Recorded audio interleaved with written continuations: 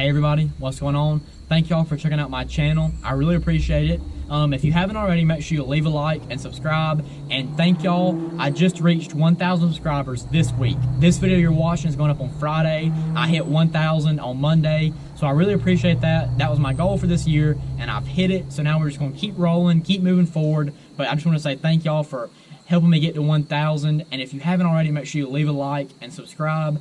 And like I said, so today's video, I'm going to be going over my jerkbait setup. I've been throwing a jerkbait the last couple weeks. You know, it's a good time of the year to be throwing it. And I've made a couple videos, you know, 2 or 3, and I've had a handful of questions about, you know, what jerkbait is this? What are you throwing? What's the setup? You know, stuff like that. So I just figured I would take today's video and go over my jerkbait setup.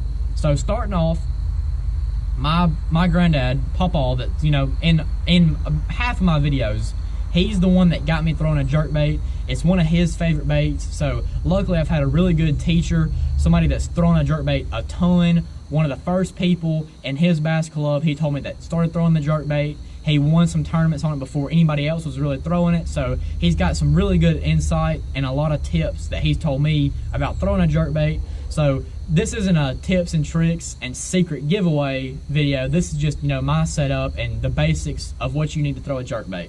So starting off, I'm throwing my jerkbait on a 6'9" medium action rod with an extra fast tip. So you may think, oh, 6 foot rod, you know, that's a baby rod, that's super short. But when you're throwing a jerkbait, you don't want your rod, when you're working it, you know, you're gonna be working your jerkbait, you know, twitching it. You don't want your rod hitting the boat. You don't want it hitting the water. It's just kind of an inconvenience. It's, you know, it's getting in the way. It's kind of clunky. So if you can get by with a shorter rod, you're not all the time, you know, hitting the trolling motor or hitting the surface of the water. That shorter rod just helps you be more efficient when you're working your jerkbait. And two, if you're in a area that's, you know, close quarters, or, you know, fishing down a boat dock, or fishing around some standing timber, you don't want a big long rod. A shorter rod, you can be a little bit more accurate, you know, make some roll casts, stuff like that. So I'm throwing my jerkbait on a 6'9" medium action rod with an extra fast tip.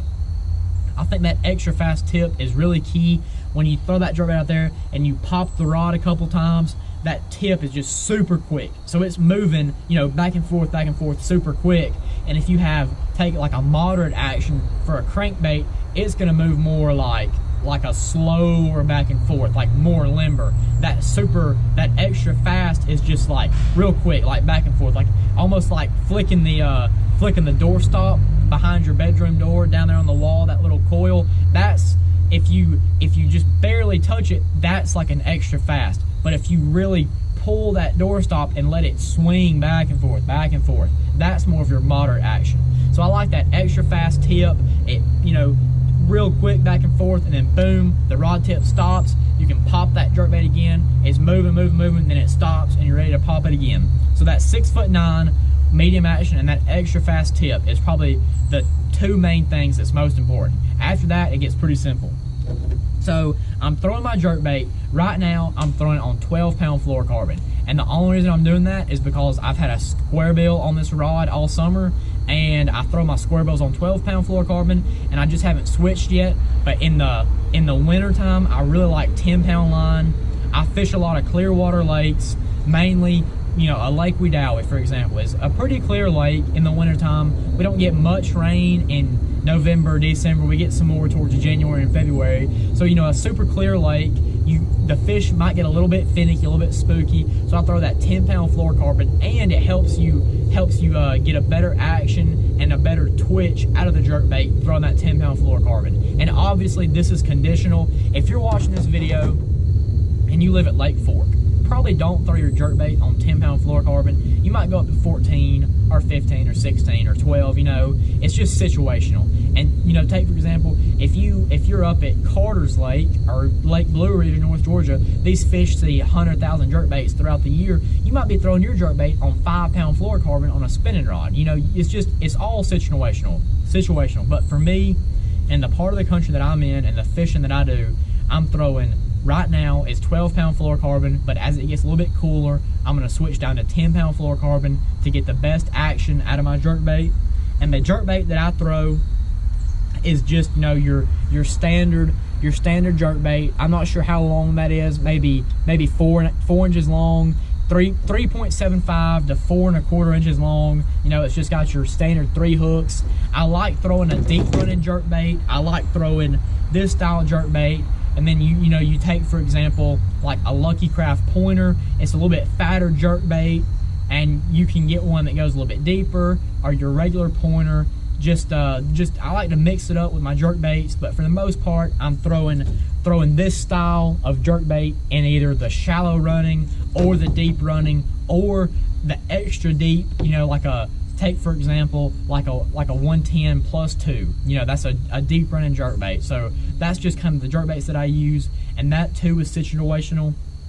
I'm not going to get on here and tell you this specific jerkbait, this brand, this color.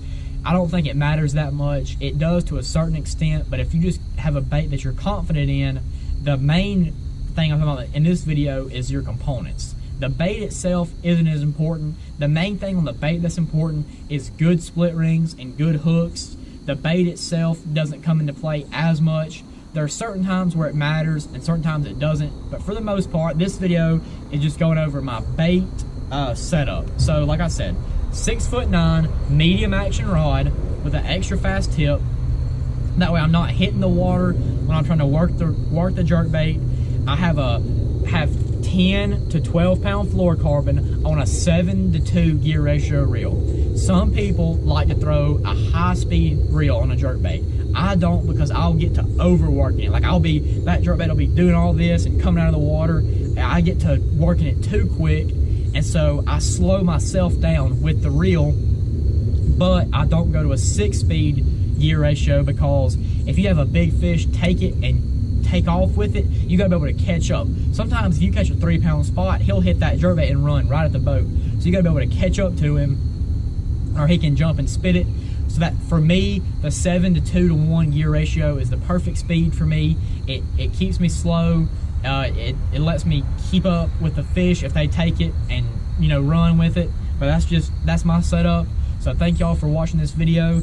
And like I said earlier, if you haven't already, make sure you leave a like and subscribe. And if you want to throw a jerkbait, all you need is a 6'9" medium action rod, a 7:1 gear ratio reel, 10 to 12 pound fluorocarbon. Make sure you got some good hooks and pliers, and you'll be ready to go to catch some fish this winter and this fall on a jerkbait. Thanks for checking out this video.